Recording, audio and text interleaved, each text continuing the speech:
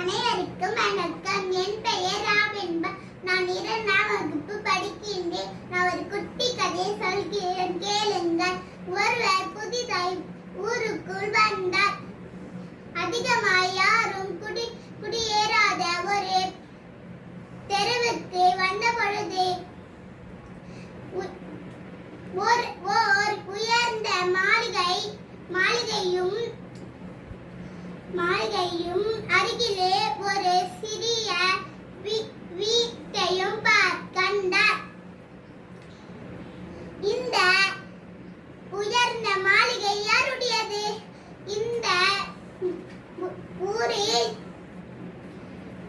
ஊரில் மிகச் சிறந்த பேச்சாளர் ஒருவருடையது. அவர் பேசி பேசி வாங்கிய சம்பளத்தில் கட்டியது. அது சரி. அருகிலே ஒரு சிறிய வீடு இருக்கிறது. அது யாருடையது? ஓ, அதுவா?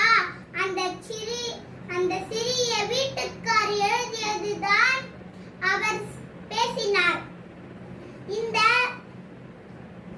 இந்த கதையின் தலைப்பு இரவல் சிந்தனை. இந்த புத்தகத்தின் பெயர் சின்ன சின்ன வெளிச்சங்கள். இது யார் எழுதினார்னா இறையன்பு